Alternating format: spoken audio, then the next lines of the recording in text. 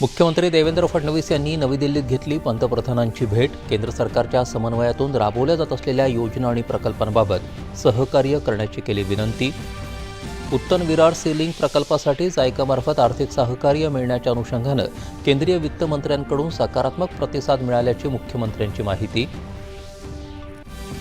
भाजपानं राष्ट्रीय संघटनेत मोठे फेरबदल करत नव्या पदाधिकाऱ्यांची केली घोषणा। अनुभवी नेत्यांसोबतच नव्या चेहऱ्यांना संघटनेत महत्त्वाची जबाबदारी। महाराष्ट्रातून केंद्रीय मंत्री पियुष गोयल, माजी केंद्रीय राज्यमंत्री डॉ. भारती पवार, विनोद तावडे यांना महत्त्वाच्या संघटनात्मक पदांवर संधी। नाशिक आणि रायगडच्या पालकमंत्रीपदाचा तिढा सुटला। नाशिक जिल्ह्याचे पालकमंत्री गिरीश महाजन तर भरत गोगावले रायगड जिल्ह्याचे पालकमंत्री। विकसित भारताचं उद्दिष्ट साध्य करण्यासाठी केंद्र सरकार लवकरच बँकिंग क्षेत्राबाबत एका उच्चस्तरीय समितीची स्थापना करणार। केंद्रीय वित्तमंत्र्यांची माहिती। इलेक्ट्रॉनिक्स घटक उत्पादन योजनेअंतर्गत 7,877 कोटी रुपयांच्या प्रस्तावित गुंतवणुकीसह आणखी 31 अर्जांना केंद्र सरकारची मंजुरी। 9,500हून अधिक रोजगार निर्मिती अपेक्षित।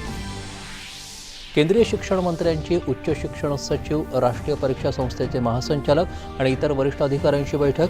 परीक्षाविषयक प्रस्थापित नियमावलीचं काटेकोर पालन सुनिश्चित करण्याचे निर्देश।